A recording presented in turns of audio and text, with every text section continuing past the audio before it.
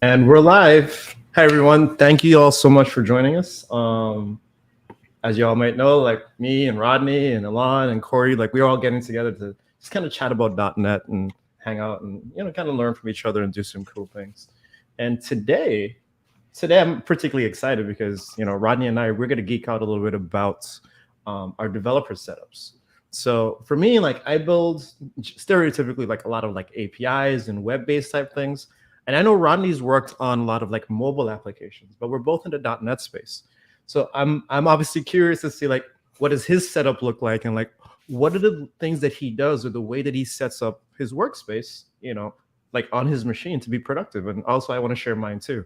And obviously for everyone that's watching, like I'm very curious to see how you all do the same as well. Like how do you do your workspace setups and like what are the little tips and tricks and tools you have installed and scripts that you have like tucked away and having private GitHub repos and settings and stuff like that that you use to make sure that you're productive every day and like when you turn on your machine that you're up and you're ready to go to get started.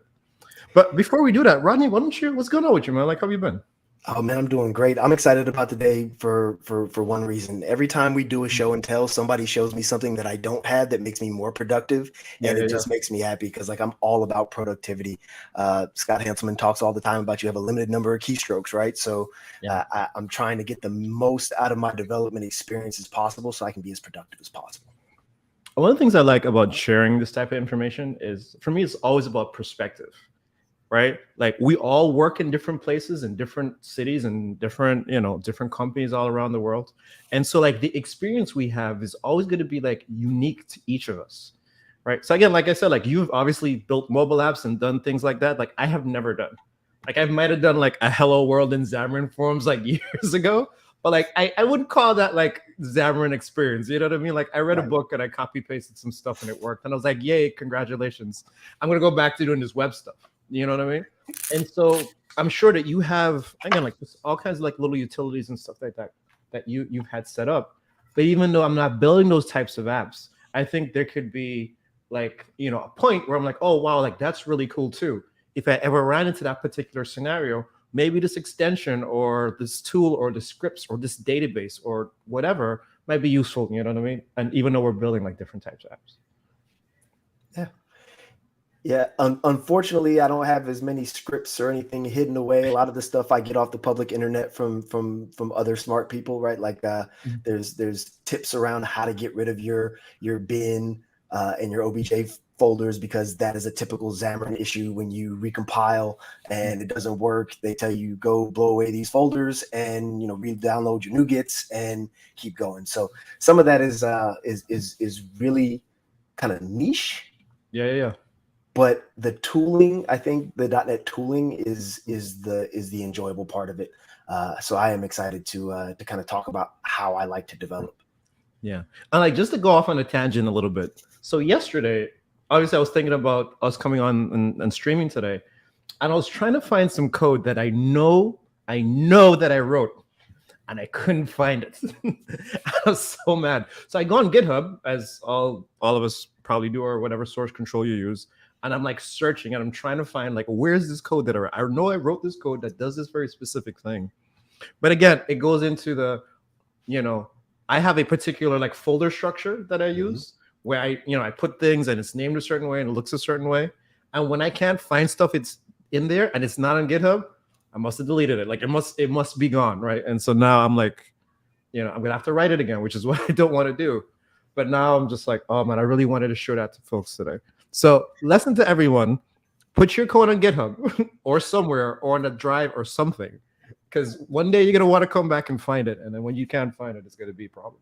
Well, the problem I have these days is like, yeah, I know it's on GitHub, but I can't find it where I expect it to be. Yeah. Right. So like now I've gotten so far past just the, hey, put it in a version control system.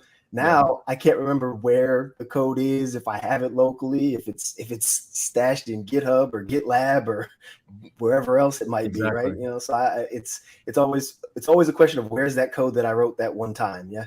Exactly. All right. So anyway, like enough of us rambling. Why don't we go ahead and get started? So Rodney, you're gonna go first, right? So we're gonna switch on your screen, and then after that, like I'll switch on my screen, and then we can kind of go through and like start talking about stuff. Yeah, And then for folks that are in the chat that are watching, yeah, let us know like what are some of the things that are on your mind when you start to like set up your machine. And I'm not just obviously we're talking about IDEs, but we're also talking about like I don't know, like how do you set up your terminal? Like what types of folder structures do you use? You know, do you have like certain types of permissions or anything like that, like different profiles in your browser and stuff that you use to like kind of like set things up? So it's interesting that you talk about environment setup. So with Apple products, it feels like every couple of years you get pushed an update that craps your machine out, or your device or whatever it is. So in the spirit of being bricked one too many times, a couple of years ago I wrote this environment setup script using Homebrew, which I'm gonna click around buttons. If you don't use Homebrew and you're on a Mac, shame on you. You should do better. Homebrew is awesome. Yeah. Go download it and go explore it. It's a really good experience. It's similar to the experience that I get when I use Chocolatey on Windows. So I wrote this environment setup script that just goes through and ensures that it goes and downloads all the the stuff it's supposed to. It goes and it installs all of my Git information, my ZSH prompt, which we'll get to in a minute when we talk about terminals. My Git versioning, Fastlane as a mobile developer. So this is a mobile specific thing. As a mobile developer, there's a suite of tools called Fastlane, which makes the deployment of the building, actually does build automation as well, but the building and deployment of mobile applications, both Android and iOS, much easier. So that's a very interesting tool that I've used throughout my career as a mobile developer. And you see all the other just, brew installs. And I want to bring up that one of the gentlemen in the community that I follow closely wrote a similar .NET application for this exact purpose of provisioning your machine. So what this will do is right now it's Windows only. I'm actually working on the Mac implementation right now, but it will basically allow you to organize and collect your scripts into manifests, and it will build out. And if you're like, let's say you install VS Code and VS Code has its own plugin system, you can actually tie into that plugin system and go in and start downloading the plugins specific to your IDE setup. So this project has a lot of promise for me as somebody that writes their own scripts to provision machines. It's very important. And why it's important is because if my machine gets bricked on Wednesday and I get a new one on Thursday, I can have it up and running in 30 minutes and writing code in less than 30 minutes using this script. So this is pretty cool. So I've never seen this before. So like kind of like what you said, like we're gonna be showing stuff, each other stuff we've never seen. Yeah, so this is written by Patrick, the creator of Cake, and it's one of his little side projects, but it allows you to organize resources, manifests, and catalogs, right? And it's just a console app. So it runs on .NET Core, and you can build like this. They're building a Chocolatey manifest, right? And it's going through and it's downloading, setting the execution policy, and then it installs Chocolatey. And then further down, yeah, here we go. No, it's not the catalog. Oh, it's not going to show it. Okay, the documentation doesn't show it. But when you look at the actual code itself, then there's a set of packages that are executed, and it'll go and install all of the packages, right? So it allows you to kind of neatly segregate different portions of your environment setup, as well as tie into various package management systems, whether it be internal to your IDE or globally to your machine. So this is a pretty interesting thing. It's in alpha, I would guess, based upon the disclaimer at the top. But I intend to invest in it because it's something that is, if I can get it set up and it runs and it works every time I need to provision a new machine, then I can have my machine set up anywhere I go. If I get into using cloud machines, right, I can use that to then all I have to do is write a script that downloads it, installs it, and off it'll go. So this shows a lot of promise to me. This is kind of cool. So again, I've never seen this before, so now I'm curious. I want to dive into this. Yes. So is a manifest, like I was looking at that example you showed of the Chocolatey manifest. Yes. So I'm looking at it, and that kind of, to me, reminds me of like a task runner. And I'm going to make this a little bit larger so folks could take a look at it and the structure. So it looks like, again, you get like some type of context and you're like, oh, this is the resource. Here, run the script, set these variables, you know what I mean? Like update these environments, settings or whatever the case is. So in my head, I'm thinking, okay, well, this looks like a task runner, right? Which again, if I think about something like, I don't know, like Nuke or Gulp or any of those other things, right? Like, we all use them for different things, for building and whatever the case is. But on a high level, I just want you to do a job for me, right? And so this is what I'm looking at this as. Like, this will do the job. And the job just happens to be, hey, download a thing, install a thing, add these environment variables. And then now I'm guessing you can have like multiple manifests, or you have like, I don't know, like a manifest catalog of some sort. And you're just like, hey, for this environment, run like this set of stuff. Or hey, for the cloud, quote unquote, run this set of stuff. And then you can kind of like just let it go and do what it needs to do. Exactly. So the next part of the README shows exactly that, right? Like I'm going to set up a Windows computer and I'm going to use the Chocolatey manifest, and you can write multiple manifests, right? Like I said, if you had multiple package managers, or you wanted to use VS command line tools to install extensions in Visual Studio, you could create a Visual Studio Code manifest, and it would execute that manifest in line, and then you don't even have to go in and manually add your extensions anymore. So it has a lot of promise from that perspective, because my script only gets me the surface level. It gets me my programs installed. It doesn't get them configured the way I'm used to having them. So while I'm up and programming in 30 minutes, I'm not programming at my best. Got it.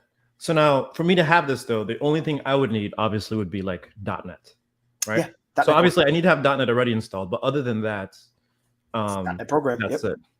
Is it? Can I run this remotely? As in, like, can I have it installed on my machine and like point it at a thing and be like, like, is there that kind of stuff, or is it? It's an am I like asking for too much? I mean, it produces an executable, so you can do whatever you would do with any executable. Got it. Okay, I think that's the best way I can answer that.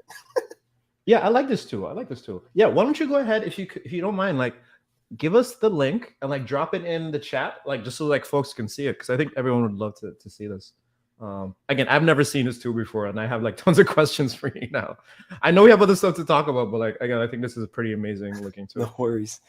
Yeah. So yeah. So that's cupboard, right? And that's I've been saying cupboard recently just to be goofy. Anyway. So that's basically it, and it just does simple things, right? But again, it allows me to use tools that are available to me. So kind of moving forward and getting into like my terminal, right? So like I use my ZSH. Like I love this thing. It's the most phenomenal. Come on, we can click buttons. Maybe we can't. There we go. So I've got a terminal over here. All right. So is it going to show? Yeah. So going back to what Cecil was talking about, like one of the things that happens with my folder structure is I generally just have a source folder. So like here you can see I have a source folder where I have all manner of code. How I organize things is because generally people that I pull code from are either organizations or people that have multiple projects that I like to look at. So I always kind of have a source folder, and then I put the person, kind of the general organization bucket that it goes in, and then we get into the nitty gritty of what the particular projects are, right? But just to give you an understanding, I should be able to do. Yeah, so here we go. So here's just the terminal, the way it looks. I picked one of the themes. I can't remember which one it is off the top of my head. It's in my config file, but I'm not going to open that because then I'll have to change keys and such. There's things in there that everyone doesn't need to see. I get it. Yeah, right. And I'm notorious for doing stuff like that. So I'm going to be good today and not ruin my afternoon. Right. So yeah, there's nothing magical here, right? It gives me access to get information. So like I like it because it gives me surface level glance at what's going on in my Git history, or in my Git repository.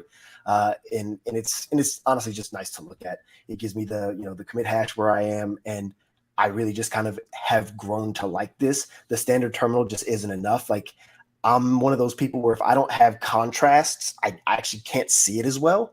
Yeah. So as a result, I like things that have a lot of color and a lot of contrast, so that way I can see what it is. If it's just a whole bunch of white on a black or black on white, like my eyes It's actually have difficult to trouble see. seeing it.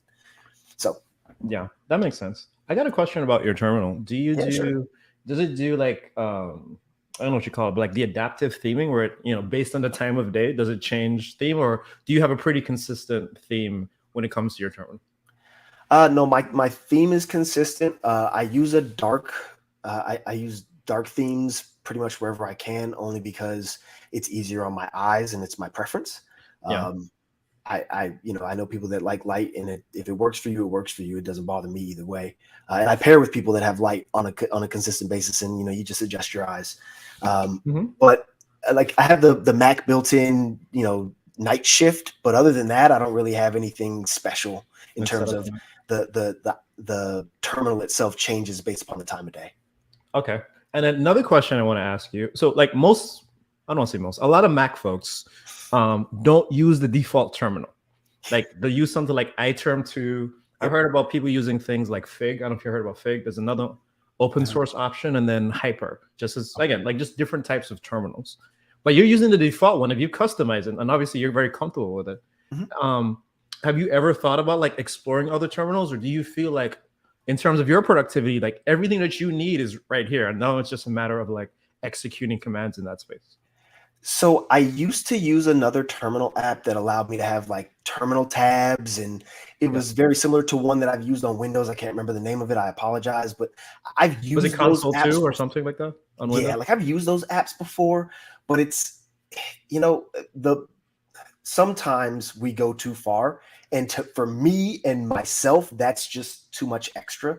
I just need a terminal that looks the same. I'm very big on consistency, right? So if Yeah. you've ever heard me talk about cross-platform anything, if it looks one way on Windows and one way on Mac, I immediately get frustrated and don't want to use it, regardless of whether or not I'm using it on Windows. Yeah. So I like this because it looks the same everywhere, and when I get into talking about my editor, you'll see exactly what I'm talking about. Got it. Okay. Okay, that makes sense. Yeah. So I guess that's like the easy part. The terminal is kind of simple and straightforward, right? Um, let's talk before I go into my editor. I'm going Mhm. to actually talk about some just specific Mac apps that I use that are Yeah. very helpful Yeah. for me, given the fact you can actually probably see some of them in use, which is funny. So no, I don't want to open it. So this is an app called Clocker. Clocker is fantastic for anyone that is on a distributed team in multiple time zones. Oh, And if I can nice. get back to the terminal, I'll show you. You'll see it. You can actually see Clocker right here at the top of my screen. I have time zones configured to specific people, so you know exactly where you are. And some of these people might actually be watching right now, so you see yourself in your time zone. I love Uh, this. but I can at a glance look at the person that's furthest away all the way to the person that's closest across the time zones. Like as you'll notice, it's Wednesday for me, but it's Thursday for Glenn. And I know that at a glance, and it's very, very helpful when I'm scheduling meetings, just when I'm about to IM someone, just because I don't want to IM Glenn at 2 a.m, because chances are if he's half asleep, he'll wake up and answer, and I want the guy to get some sleep, right? So Yeah. it's a very useful app for me. Because I have people all over the globe that I talk to. So I set up a general time zone and a name, and it displays a good number of those up there at the top of my screen at a glance, which is very, very helpful. Yeah. Again, another tool I have never seen or heard about, but I like this because particularly for me, and maybe a lot of other folks too. Like if you work on a team that your teammates are not even in the same country, never mind the same city, and when I say it in different, like literally like across the world, then it's important that we kind of understand, like, well, hey, if I send them an email or I send them a message or whatever the case is, like, well, when am I expecting that response? Like, what time is it wherever it is that they are? Right. Like you might, I don't know, depending on the relationship you all have, you might decide to call them on the phone. If I call them on the phone, like, what time is it over there? You know what I mean? Exactly. Is it like 8 o'clock? Are they having dinner with their family, or is it 5 o'clock in their morning? And now like their spouse is going to be like, "Who's calling you this early in the morning? What's going on?" Right? Like we need to be respectful and think about these things. And this is a really good tool. Yeah. Yep. Just to interject really quick, I think I don't use an app, but there's one, I think it's called Time Zone Buddy or something like that. So like I manually go in and like add time zones to like a thing in a website, and then it has a scroll bar, and so it makes it easy. So like as I'm scheduling meetings and I move the scroll bar over, I'm like, okay, if it's 5 o'clock for me, it's it's 10 o'clock for you, it's 6 o'clock for this person. You know what I mean? Like I'll put in the cities, and then it like literally lines up and be like, okay, this is, if it's this time for you, this is what time it is for other people. And again, like if you're working on a team, like I'm sure a lot of us are that are not in the same country, like it becomes very helpful to you to be like very direct and not have to do like time zone math in your head for like 5 or 6 people trying to schedule the meeting. Yeah, it is a very that sounds like a useful tool. And I've used something similar, but I've not seen any like desktop version of an app like that. Yeah. It's all been websites. Yeah, So yeah, so Clocker's a good one. Another one that I have, it's not pulled up. Haha. Another one that I absolutely love is Magnet. It allows you that Windows style pinning I'll just show you, right? It allows that Windows style pinning of Windows, and I really, really enjoy it. And it's been very, very helpful and useful for somebody that like now I'm projecting to multiple monitors, or if I have one really big monitor, it lets me split it up in thirds and sixths and other fractional divisions that allow me to really get some productivity use out of setting up my my viewport. So this is a fun one. It wasn't that expensive when I first bought it, but it is a great tool. Okay. Another one that I use is Giphy Capture. This is one that I use. Green clothes. I just signed my life away. This is one that I use quite frequently when I'm doing like bugs and I get a report that is doing something. Like if I change something in the application and I change the behavior, I can get a Giphy Capture before and a Giphy Capture after, and I can post that directly to a GitHub, Azure DevOps, GitLab, and it'll show up in the work item as an attachment. And it's just been a very helpful tool for me to kind of prove that I'm not going crazy. Like when I can't reproduce a bug, and I'll go through the steps and I'll try it 5 times, and then I'll do a Giphy capture saying, am I doing this right? And then they can tell me whether or not my steps are wrong. So it's become a very useful tool for me that somebody let me know about a couple of years ago. And the last Mac tool I'm going to show is one at the top that I didn't bring up. Let me see. Will it let me search? No, it won't let me see it. Well, it might let me search, but I don't want to look for it. There's another one called Longo, which you'll see right here. It allows me to set a default timeout to override the sleep on my machine. So while I'm working for that 8 hours, I'll set it up for 8 hours, and it'll stay. The machine will stay awake for those 8 hours unless I explicitly shut it down with manual keys. So that's a very useful tool for me because. Go ahead. No, I was saying, go ahead. Yeah. So it's become another useful tool for me. So I like it. It's right out of the Mac App Store. So I think that's all the Mac apps that I want to kind of talk about today. Cool. I think. Okay. Yeah, that's so those are the Mac apps. So we've just been seeing so far the things that you use, like again, like just general desktop apps and utilities, right? And again, like I feel like all these little things, even though they're not necessarily related to .NET or coding, it always helps like organizing your space. Because I think organizing your space, whether you're talking about like your physical space, like your room and where your chair is and the posture you sit in, and like those types of things are important. But then also the feng shui, but then also like a tool like this, like Magnet, that you can essentially like create sections on your screen where you could be like, okay, if I look to the right, like this is in this area, right? And I look to the left, this is in this area. And so now like you build up that muscle memory or that habit of, okay, if I want to find something, generally speaking, like I should know what position it sits like in my workspace. Yep. And I'm actually going to show you where that's useful here in a minute when I start talking about my IDE. Nice. As a mobile developer, something that Magnet actually helps me do. So let's jump in. So my IDE of choice for the past, don't quote me, so 2017, 5 years, going on 6 maybe, is somewhere in that time frame, has been Rider. I have been using Rider. I'm sorry? JetBrains Rider. Yeah. JetBrains Rider, yes. I was going to say Rider, a tool by JetBrains. But yeah, JetBrains Rider has been my premier go-to IDE. It gives me the classic ReSharper utilization.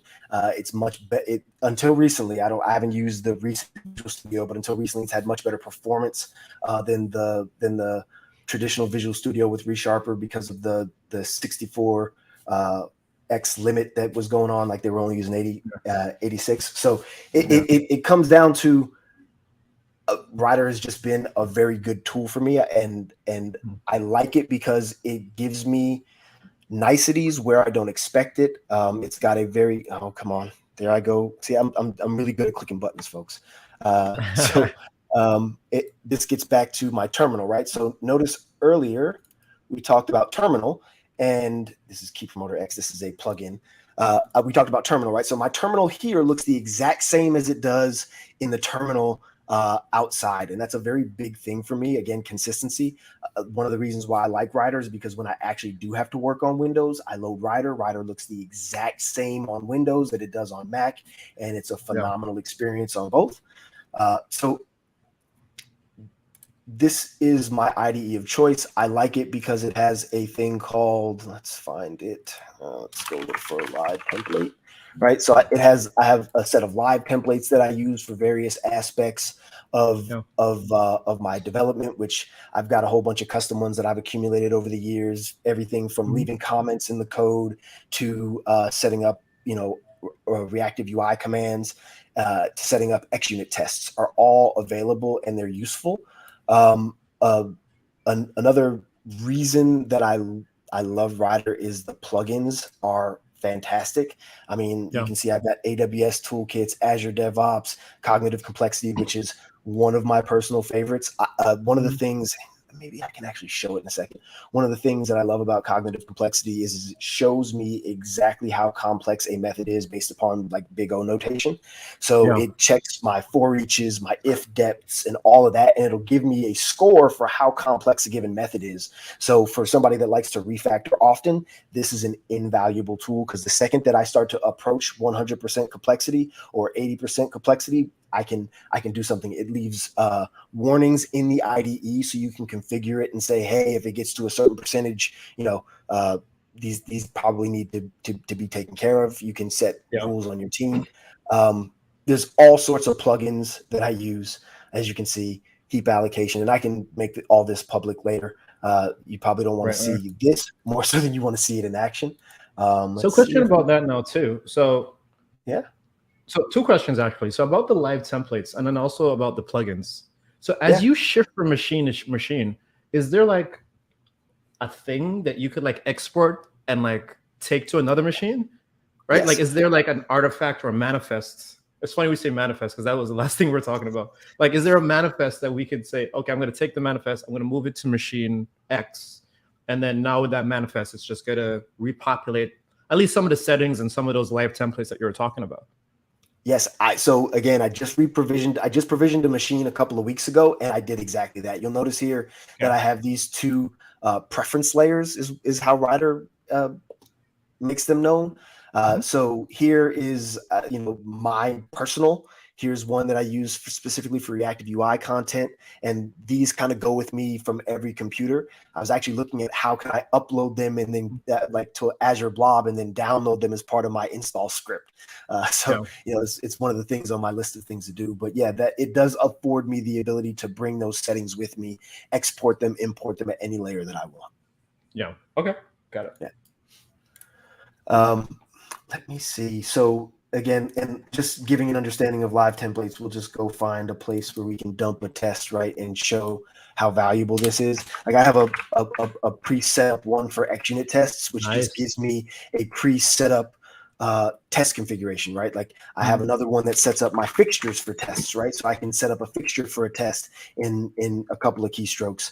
If I want to add something to my fixture, I can add something to my fixture with a couple of keystrokes. So now, granted, this is the same thing that's available in Visual Studio. I'm just showing how Rider does it. I think Rider Visual Studio calls it something else other than live templates. But this is something. No, VS Code calls it. Just call them snippets. I think that's what they're called, or something. Snippets. Yeah. Okay. Yeah, I think it is snippets. Well, I think that's the general term for them because I did some snippet work a little while ago, and that's what we call them in the Reactive UI repository. But I feel like there's a anyway. It doesn't matter. I haven't used Visual Studio in a very long time. Yeah.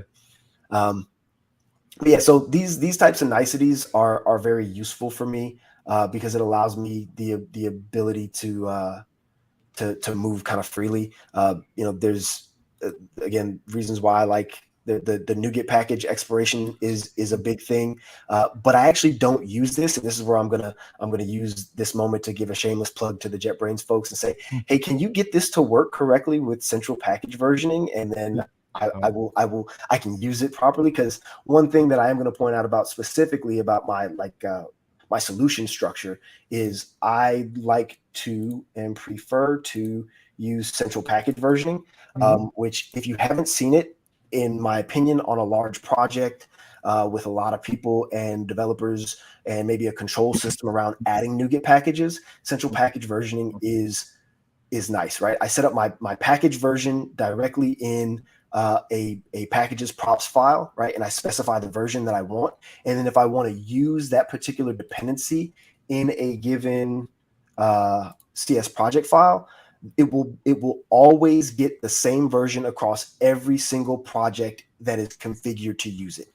You can override it if you want to, but central package managing packages centrally, which if I think, yeah, here we go. Here's the tag right here. Manage package version centrally. You turn that on in your you build props folders or your props files, and you make sure that it propagates down to the folders that you want it, and off you go.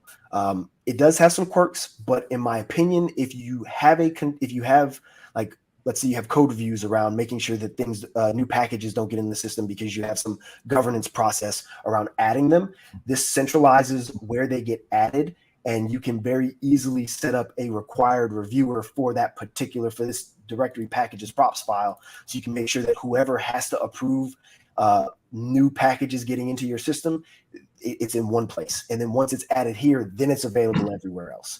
So I've really come to like this as a tool because it's been very, very valuable on a lot of projects, because, everyone's been in that DLL hell where we have 3 different versions of a given NuGet across our solution, and NuGet is yelling at you and you got to go. It alleviates a lot of headache. So I'll be honest with you. So I've been doing .NET for a long time. And I only learned about this thing maybe like a couple of months ago, like maybe like this summer, I learned about the feature, and I was like, oh, this is fantastic, because now kind of like you said, and again, for folks that are watching and you may not know what this is if you've never seen it before, you can have like a build props file. I think it's called build.packages.props or something of the sort, right? Like you have a properties file, right? Right. You have your build properties file, right? Like, which is an XML based type schema. And then you can set some properties. Like, so here, I'm going to make this, hold on. I'm going to make this big so folks can see what Rodney's showing on the screen. But there you go, right? So you could set this property. And now essentially what that means is that all the projects in that folder, I think not even just the solution, I believe it's in the folder, right? Because the build props propagates throughout the folder. Yep. So not just the solution, but any project you have in that folder can essentially get the package versioning from like that central place. So which means kind of like, again, like what Rodney is saying, I don't have to have version this or that or the other. And as I update my projects, I don't have to be like, oh man, I forgot like 5 projects when out of the 8 when I was supposed to be updating into like, I don't know, Newtonsoft version new or whatever the case is, right? But again, it's an important thing. And it also helps us, I feel like, 1, saves us some keystrokes, but then 2, also helps us not make as many mistakes when it comes to stuff like that. Question for you on it, because again, I'm still new to it, and I'm playing around with it a little bit. So as you're doing something like this, and I already have my packages, and I want to update them, right? Can I, again, I'm an IDE kind of person, right? Can I right-click update NuGet packages, and will it do the right thing? Or is that what you're talking about, right? Like depending on the editor, like support varies. Yeah. So it's not a first-class citizen yet. I think it's getting closer. It started off as a third-party piece that was added on, and then .NET brought it in and made it part of the actual build system. I use NewKeeper for stuff like that a lot, or RenovateBot or DependaBot, something like that. But no, there is no, like, I can't, like, that's the whole point I was making. Like, if I could come here and just set it to the version that I want, and then it automatically updates in my packages properties file, that's the feature request that I'm asking JetBrains for today. Got it. And so obviously, I know you're using a Mac, right? Is there a particular version of .NET or MS Build that you have to use this, or is it like, would I you don't say like believe so. anyone that has .NET and you get today, like installed it today, like you will just have it, or like I'm trying to figure out like what are the minimum requirements to get this? So I mean, if anyone's below 3.1 at this point, Yeah. I've been using this for several years Okay. on Xamarin apps, like specifically on Xamarin apps. So my general thought is if it works on the Xamarin app, it works on everything else .NET. Okay. Just because of the way the tooling generally is. Yeah. So I know that it works correctly as low as .NET 3.1. I can't remember if it works on 2.1, but right now I think I only have 3.1 and 6 installed currently. Right. But again, like you said, if you've been using it for years and it works, then that's fine. So I would assume that any new project or any project that's less than 3 years, at least, right? Like you should be able to do it. Oh, for sure. More than likely. Okay. Cool. For sure. Awesome. I love this. So I'm going to show one last thing, and then I think I'm going to turn it over to you, my friend. Sure, I'm just going to point out, I'm going to get another IDE up. There we go. So this is a mobile app that I wrote a couple of years ago, and it's a sample that just kind of shows some stuff. But the reason why it's important is this, right? Again, I talked about productivity and magnet, right? I can set magnet to use the right 2/3, scroll it over, and then I can bring my I'm gonna have to use the actual 2/3 because of my streaming resolution. There we go. And then I can bring my simulator right here, and I can debug while I'm looking through the simulator all on one screen versus having to look at the simulator on one screen and the full IDE on another. So again, it's another nicety, but that's again one of the things that I like to do is I like to make sure that everything's close so I can see it, so I'm not bouncing all over the place. But yeah, that's the last bit that I've got. So I'll stop sharing and I'll turn it over to you. Cool. So that was again, honestly, like that was really great, and I obviously learned some stuff too. Hopefully you folks learned some stuff as well. I'm gonna switch now and share my screen. And let's see what I got. Okay. So Ronnie, I think since you started off with like your environment, like desktop apps and stuff like that, like I think I'm gonna start there too. Nice. Surprisingly, me and you, I feel like use a lot of the same apps, right? And when I say that, for instance, like I also use Homebrew, right? So again, like I'm gonna make my terminal a little bit bigger. Hopefully y'all can see this. I also have Brew on my machine, right? And with Homebrew, again, for folks that may or may not be familiar, you know what I mean? Like you can have like a whole bunch of different things installed. So if you kind of look at my brew file, and I'll make this big again so folks can kind of see what are some of the utilities from Homebrew that I'm using. So obviously, like there's Git, there's the AWS CLI, there's the Azure CLI, a tree. It's funny how simple commands, like you don't really think about them a lot, but like a command like tree, right, is not installed on a Mac by default. And I install it from Homebrew, and I use it a lot to look at directory structures, right? So again, just an example of like some of the small things that you might want to use inside of your applications. And obviously I have things in here like curl and node and yada, yada, yada. Like, and those are all things that I try and manage using Homebrew. Now on another Mac, so this is my work machine. So my work machine does not have the same setup as my personal machine, right? On my work machine, I actually have this tool that I like to use, again, also for managing Mac packages, and it's called Mass. I don't know if you ever heard about Mass. I've not heard about this. I'm learning. If you think about Mass if you think about Homebrew as a thing that really like installs command line apps for the most part, like there's one or two apps that you can get that are desktop apps, but for the most part, it's command line apps.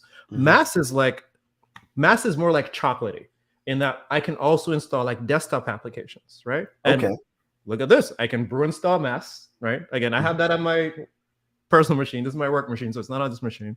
But then in Mass, you can again go through and you can install like tons of other things, right? Like you see, you can install Xcode and Pixelator, and again like more desktop UI based apps, right? If you use something like VirtualBox for like doing like virtualization and stuff like that, like you can have those types of things installed, and you use this to do it. So what I usually do now, talking about like having scripts and stuff for like reprovisioning a new machine, I usually start with Homebrew. For me, like Homebrew is like step number one. Like I have a new Mac specifically because I've been working on Macs for a long time. Homebrew is the first thing I always install. I install Homebrew, and then everything else just kind of like follows in after that, right? And then you have your list of things that that you always do. So again, similar to what Rodney showed, like there's a list, And so I install like some things with Homebrew and I install some things with Mass. And then I kind of start going through it from that perspective. Now let's talk about like the editor specifically, and I'm gonna kind of be going in and out of this a little bit. Well, actually, no, let's not talk about the editors. Let me show you let's talk about the terminal. So on my terminal, again, me and Rodney are very similar. So I also use on my ZSH, right? And so one of the things that I like to do in the morning, this is a habit, and what I need to do is come up with like some type of script to do this for me. Like I do a brew update in the morning, and I actually have it in my history. I'm just gonna let history do the work, right? If you look at this command, you can see I'm doing a brew update, a brew upgrade, and an OMZ update, right? So OMZ is like how you update the what's that thing called? How you update OMZSH, right? Like they have their own command line tool that's installed. So like again, I have this habit of I get up in the morning, I press up on the command key, and then I just let this do what it does. So see now it's going through and it's like updating and installing stuff. Again, what I should really do is I should put this in a script. But again, I'm just being honest. This is what like my ritual is throughout the day, right? And it'll go through and it'll install like a bunch of stuff that I have to get upgraded on my machine. Now, I think the theme that I'm using, so I'm using iTerm 2, right? Like, so that's just the terminal thing that I'm using. I think, Rodney, you use like the default one, which is cool too. Yep. And inside of my iTerm 2, I just have like a profile that I have set up. And I kind of just go through and I have like a particular theme that I choose when I'm using it. And I think, where's the theme? It's in here somewhere. But what I do is like, I kind of just come in here and I just like update the appearance and the themes. But one of the things I like to do, and again, I don't have this on this machine as much as my other machine. Like if you notice here at the bottom, I don't know if you see it, it's super small. It's kind of hard to get this big, but like my name is at the bottom. And it also shows me here at the right side, like the folder that I'm in. Now, what this is called, like that's the status bar for OM. That's the status bar for iTerm 2. And one of the things I like doing in the status bar is I can actually like customize what goes inside of it, right? So, for example, if you, for instance, let's say you're doing like a lot of network-based apps, like you're making a lot of HTTP calls and stuff like that, and you want to kind of see like the network bandwidth, like there's a thing in here. Here you can see here, I can add like the network throughput, and I can like just drag it and drop it here. Let me make this a little bit bigger, because I know this font is like super small, and I am sorry, I cannot make this any bigger than it is right now. But you could, again, you can add that on here. Like they have widgets here that show you like your battery life. It shows you your CPU usage. And so again, for people that spend a lot of time in the command line, I like this terminal for that reason, right? Because again, I can add like these little additional widgets to it that allows me to like keep my focus in one place. Mm-hmm. Particularly, again, for me, sometimes I like, sometimes I'm not working in the office. I like to go to the pool sometimes or go to the park. I like to be outside and be on my laptop. And if I don't have power next to me, you know what I mean? Or, I'm on my phone and I'm like tethered to it or whatever the case is, I like to be able to monitor my stats and see like, how is this machine doing? And if I'm in the command line and I'm full screen and I'm doing stuff, it's really easy for me to just glance at the bottom and like look at these stats and not have to like change stuff, right? So that's one of the examples of one of the things that I kind of do in here, right? And so this is just, again, like this is iTerm 2. One of the cool things with this also, again, if you're a Python developer, you could, you could write Python scripts for it. And then you could add like your own widgets to the bottom. So again, it's very customizable if you want to kind of go through and do that types of stuff. All right, so that's my terminal. Now, one of the things I also do is like, I like having a particular folder structure when I do stuff, right? So if I kind of go into like my root folder, and again, this is my work machine, so I have a Stripe folder in here. I usually have a folder called dev, right? And I'm gonna use this tree command because, that was a bad idea. Stop. What is the command? Let me see. Tree.h. What are you doing again? Is it tree depth 2? D2?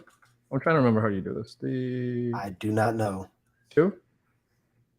Anyway, I can't remember. Anyway, so one of the things that I could do, I'll just do an ls. This is why you should learn your command lines, folks. Make sure you know what your command lines are. One of the things that I like to do is I have folders specific to the type of project that I'm working on. So here in this dev folder, you can see like I have a .NET folder and I have a Go folder. I have a JavaScript folder. I have a Ruby folder, right? Please don't judge me. I work at Stripe and we write Ruby sometimes. It happens, so I apologize. I'm not switching. But I have these folders. So now inside of each of these, you know, like those environments are set up to be like, okay, well, all my .NET folders are in here, and all my Go folders are in here, and whatever. And so even if let me go into this .NET folder. I don't have anything secret in here, so I can kind of show you what's inside of this. One of the things that you'll notice is that like for some of my projects, like I have a very specific folder structure. And I'll be honest with you, usually my folder structure, if it's going to go on GitHub, like it's named a certain way. Because I think about the folder the same way I think about the GitHub URL I'm going to take to get there, right? So if you look at least probably like these last three, I'm going to try and make this again a little bit bigger for folks.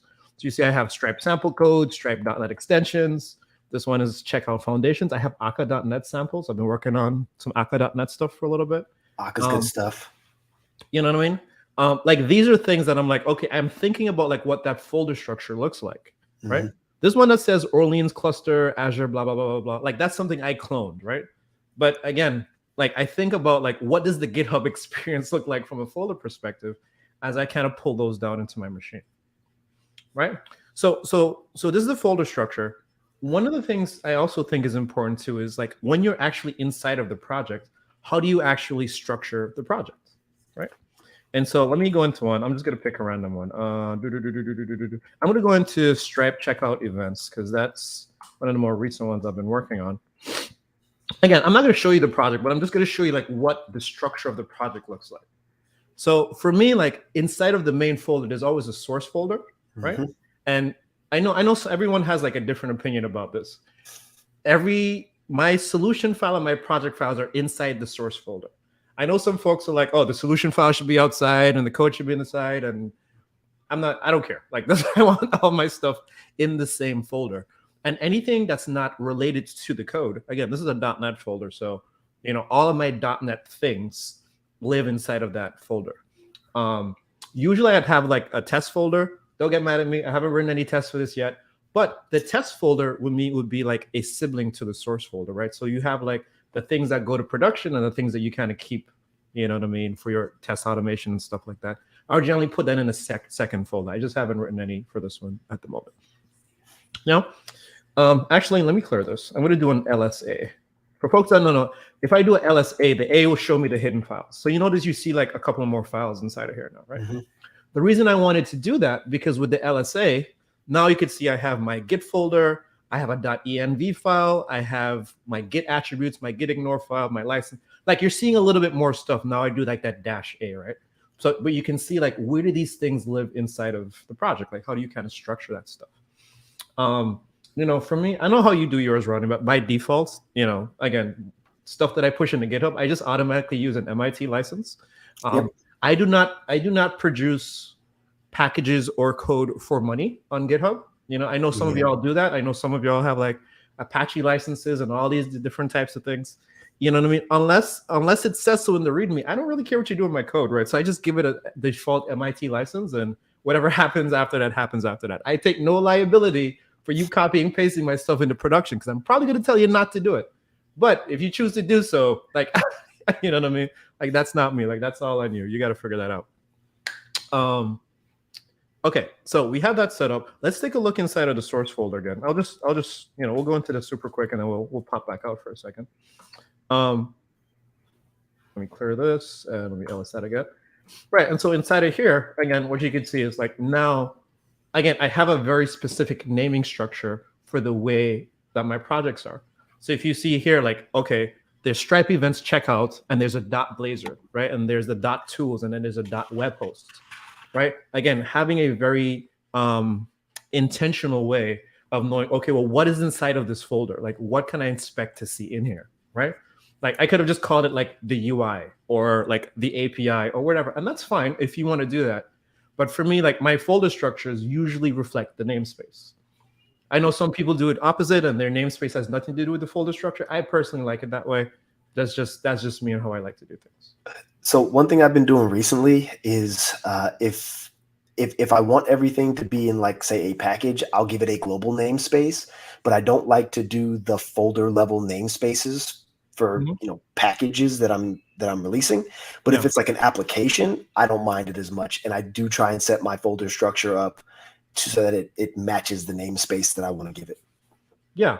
Again, for me, a lot of the times, like when I'm looking for things and I'm just kind of like browsing through the folder without even like opening the IDE or the editor, I kind of want to know what's in here, right? Like I want to visually be able to be like, oh, okay, this should be this. I should be able to find this in here. These are where like things are laid out and I should be able to get to it, right? Right. So that's what we have in here, right? Let's talk a little bit about Docker. I know we have like 10 minutes left, so I'm going to try and make this quick. I didn't realize we're going to have to do part 2 of this next week or something. Yeah, we are. Let's talk about Docker a little bit. Actually, you know, I'm going to save the Docker stuff for next week because that's going to be a longer conversation.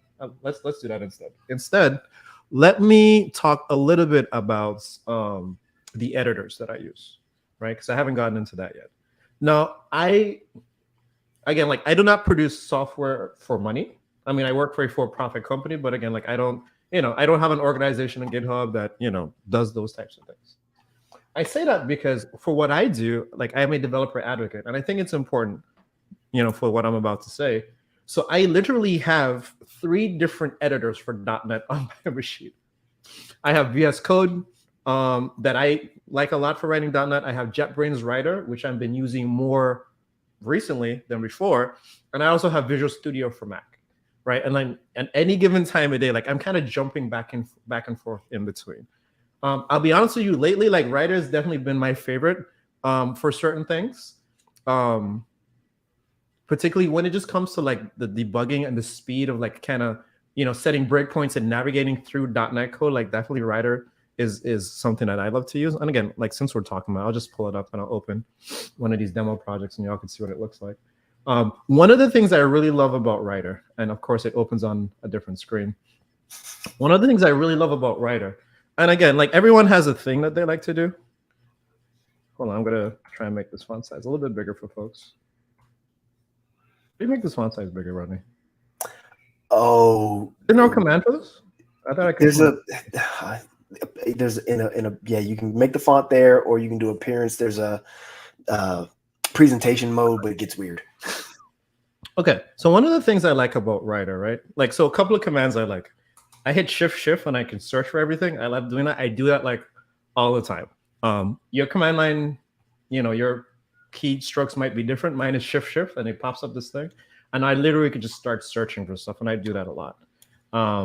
Let's say I wanted to open something like, I'm just going to pick a random file. Let's just call let's open a security controller, right? So one of the things I love to do is I'm like debugging .NET stuff. I love to see like the code that I don't write. Like I love to know what it looks like, right? So as an example, iConfiguration is something that's like built into the framework, into ASP.NET specifically. And I love that I can hit Command and click on it. And then when I do Command click, Writer's gonna go wherever it goes in outer space or whatever, and it's gonna pull down those sources for me. And in a few minutes, usually it runs a little bit faster, but obviously I'm on, you know, the stream, and like when you're on stream, things go slower. But you know, when I command click on the thing, it goes out wherever it goes, and now I'm able to see like what, you know, what is this source and like what does the thing actually kind of do. And I love doing that, right? Because now it allows me to kind of get a better perspective of like, what am I expecting out of this type? Like, what's the contract? What do some of the methods look like? And if I'm not sure like what a particular information of a thing is, you know, again, I can quickly look at it. And I know for me as a developer, like I like to read code. Like I read a lot of more code than I write. And, you know, being able to like quickly, I promise it's usually faster than this. when I could control click a thing, then it usually goes pretty quick and I can see that. I'll let that, you know, sit and do what it does for a little bit. So I'm not sure what your key bindings are set to, but there's also a key binding that'll allow you to do that. And I think that's JetBrains. Yeah, it's JetBrains has a built-in decompiler, Yeah. which is what it's doing. It's just decompiling the code, which is one of the biggest niceties around JetBrains Writer, in my opinion. Yeah.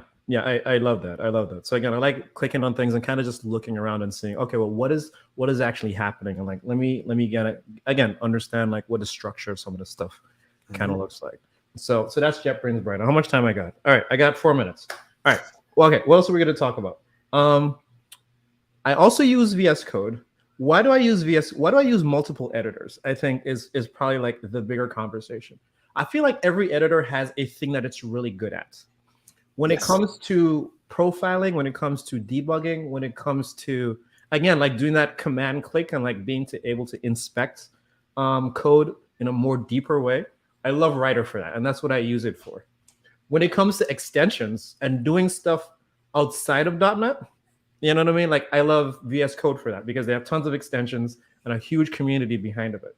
So one of the examples is again I use it, do a lot of Docker stuff. I'm not gonna really talk about Docker again too much in this one. We'll talk about it later. But again, these are just some of the extensions. Let me see if I can make this bigger. There you go. I'm trying to make this as big as makes sense.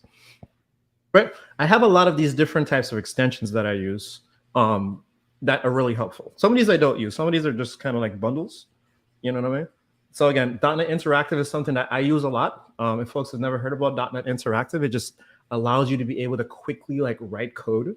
And you think about Python notebooks if you're familiar with that, or even just like a scratchpad. Think about it like it's a scratchpad. I'm just gonna type some stuff and then code runs, and I don't have to create a CS proj file. I don't have to create a solution file. I don't have to create MS build things. I can just kind of experiment with things and keep going. And one of the things I like to do with it, I'll give you 2 examples. One, I like to like diagnose bugs and problems with it. Like it's been very helpful with me for that, for like validating expectations. And then 2, I also like to use it for when I'm exploring new APIs. So if you have a NuGet package, or I've just downloaded a new thing and I've never used it before, I don't know what the calls look like. I don't know what it returns. I don't know what the shape of the world looks like for that thing. I'll spin up like a really quick .NET interactive session, and I'll kind of just start going through it and kind of playing around with stuff. And I could even probably show you an example of that super quick. Let us see. What do we got in here? More. Interactive. There you go. Interactive. And so here's one example of a thing that happened the other day. So I was using Cloud Events. We don't need to talk about what that is, but essentially it's like a library that supports like a contract of sending messages back and forth, right? Okay. So I was using Cloud Events, and for some reason, like the thing wasn't serializing the right way. I was having a problem with it, right? Don't need to go into the detail, but the whole point is, okay, let me take this out of my project and I'm going to put it in the notebook, and I'm going to like click around with it and change some things and see what's different. Because in my head, I'm like, the world should look like this, and it's not. So again, I could set up my NuGet packages. I could set up, my usings. I have my fake HTTP context. Again, I can go through the setup, and then now I can make calls, and I could kind of see like what the world looks like. And now, literally, all I'm doing is like I'm just hitting like these run buttons. So I'm going to hit run. This is going to install a NuGet package. I'm going to hit run. This is going to do the using. I should wait till the NuGet package is installed, shouldn't I? There you go. Right. Now the NuGet package is installed, right? You see what I'm saying? Because obviously, the next step is dependent on the previous step kind of thing. And information is kind of flows through. But like I said before, I don't have a thing set up. Like, I don't have a project or anything like that set up. And so for me, like, this is really helpful to kind of just get going and test some things out. So this is one of my favorite tools for .NET. But again, another reason why I kind of like jumping between different editors, because I find like, even though, again, as a .NET developer, everyone uses Visual Studio, and that's cool. But then I also find like every editor has its own unique benefit. And obviously you like what you like and you set it up however you want to. But, you always have to kind of pick the tool that you think will make the most sense for you. So I really wish we had more time to talk about this. I did not expect that this was going to go so quickly. And I didn't either. I really feel like there's so much more we want to talk about. Also, one of our co-hosts, Alan, I think Alan is out at DevReach right now. So quick shout out to Alan and the folks at DevReach. I know they put on a pretty good conference. Alan also wants to show us her setup also. So I think what we're going to have to do is we're going to do a part 2 next week. So if you kind of liked what you saw here, let us know. Leave a comment in the chat, in the comments. Or if you see any of us on social media, like send us a tweet. Like you can see our handles here inside of our names on the lower thirds.